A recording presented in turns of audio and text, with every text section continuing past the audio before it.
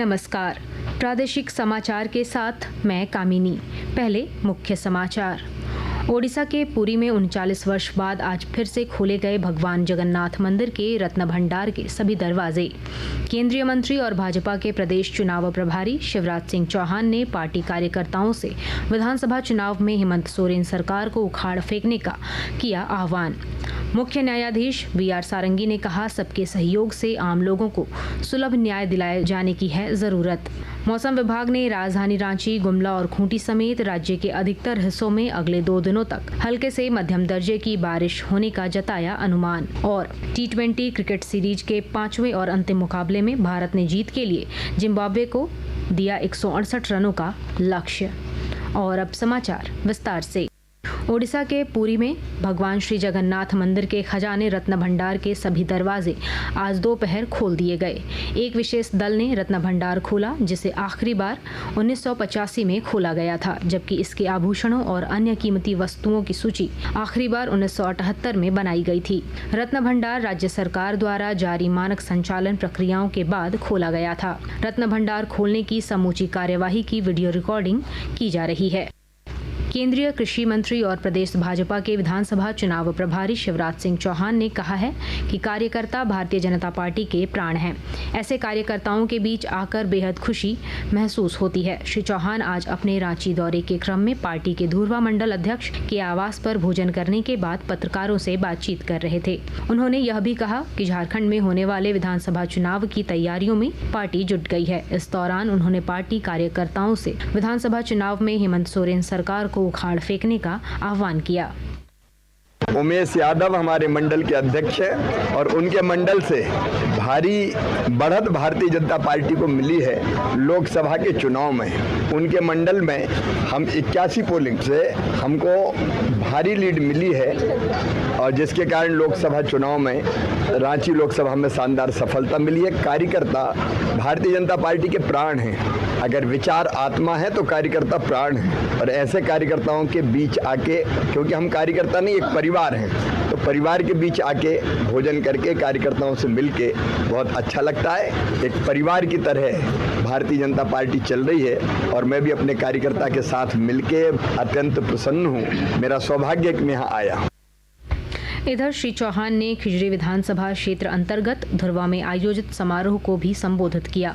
इस दौरान केंद्रीय रक्षा राज्य मंत्री संजय सेठ, रांची के पूर्व सांसद रामटहल चौधरी, खिजरी विधानसभा के पूर्व विधायक राम कुमार पाहन और महिला मोर्चा की प्रदेश उपाध्यक्ष आरती कुजूर समेत पार्टी के अन्य पदाधिकारी और कार्यकर्ता मौजूद रहे। केंद्रीय महिला और बाल विकास मंत्री अन्नपूर्णा देवी ने पार्टी कार्यकर्ताओं से राज्य में अगली सरकार बनाने के लिए तैयारी शुरू कर देने की अपील की है। आज गिरिडीह जिले के सरिया में अभिनंदन सह विजय संकल्प सभा को संबोधित करते हुए मंत्री ने राज्य सरकार पर विकास विरोधी होने और भ्रष्टाचार के आरोप लगाए। लोकसभा चुनाव के बाद प्रदेश स्तर पर यह तय किया गया कि हर एक विधानसभा क्षेत्र कार्यकर्ताओं का अभिनंदन करेंगे। उसी के तहत आज बगोदर विधानसभा का ये कार्यक्रम रखा गया है। इस आने वाले समय में जिस तरह से कार्यकर्ताओं ने उत्साह और जोश दिखाया है और इस पूरे प्रदेश के अंदर जो कार्यकर्ताओं का उत्साह था उसे और हम चाहते हैं कि उसको सम्मान दें और सम्मान के साथ आने वाले समय में इसी उत्साह के साथ वो काम करें। कार्यक्रम को पूर्व प्रदेश अध्यक्ष रविंद्र राय और राज्यसभा सांसद आदित्य साहू ने भी संबोधित किया। मुख्यमंत्री हेमंत सोरेन ने आज उत्तर प्रदेश के मिर्जापुर स्थित विंध्याचल धाम में पूजा अर्चना की। इस मौके पर उन्होंने पत्रकारों से बातचीत में कहा कि वे झारखंड में सरकार के साथ आगे बढ़ने के लिए मां से आशीर्वाद मांगने आए हैं। श्री सोरेन ने कहा कि 6 महीने जेल में रहने के बाद न्याय प्रक्रिया के तहत अब वे बाहर आ गए हैं। ऐसे में मां के आशीर्वाद से ही ताकत मिलती है। मुख्यमंत्री ने कहा कि उनकी सरकार का जो भी संकल्प है उसे जारी रखा जाएगा। मंत्री दीपिका पांडे सिंह ने कहा है कि राज्य में कृषि, पशुपालन और मत्स्य के विकास में आने वाली हर बाधाओं को दूर किया जाएगा। श्रीमती सिंह ने कहा कि कृषि और पशुपालन ही ग्रामीण अर्थव्यवस्था की नींव है और राज्य में इसके विकास की अपार संभावनाएं हैं। मंत्री बनने के बाद आज पहली बार गोड्डा पहुंची दीपिका पत्रकारों से बातचीत कर रही थीं। पुलिस महानिदेशक अजय कुमार सिंह कल सभी जिलों के पुलिस अधीक्षकों के साथ ऑनलाइन समीक्षा बैठक करेंगे।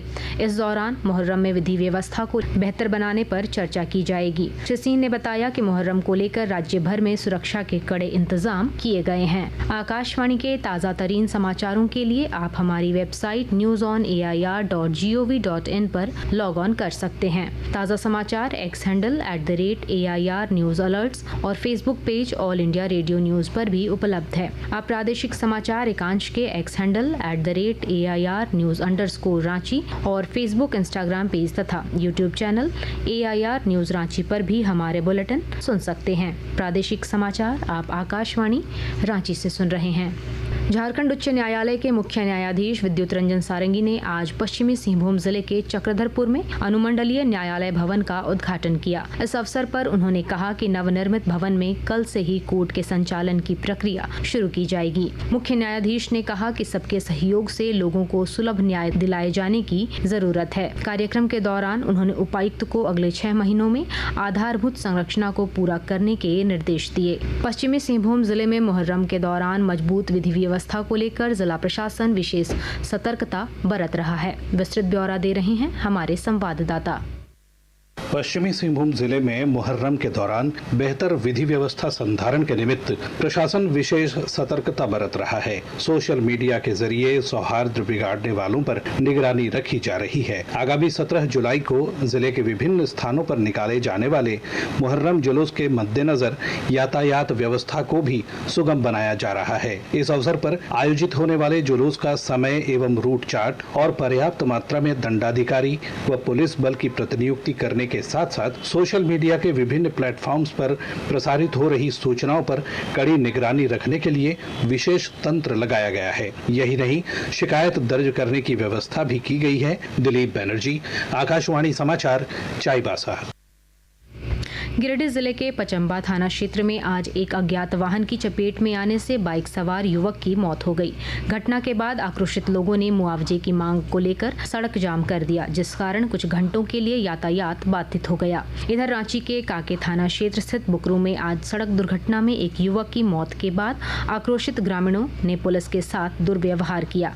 ग्रामीणों ने यहां भी शव के साथ सड़क जाम कर दिया था। लोहरदगा जिला मुख्यालय के न्याय भवन में 1 जुलाई से लागू नए कानून में साइबर क्राइम के प्रावधानों के बारे में आज आम लोगों को जानकारी दी गई। इस दौरान विशेषज्ञों ने बताया कि जामताड़ा और चीन से ठगी का काम ऑनलाइन किया जाता है। ये ठग लोगों को तरह तरह के लोभ देकर ठगी कर लेते हैं। इसमें पार्ट टाइम नौकरी, निवेश, पैसे दुगुने करने का लालच और लड़कियों के साथ मिलने के तरीके शामिल हैं।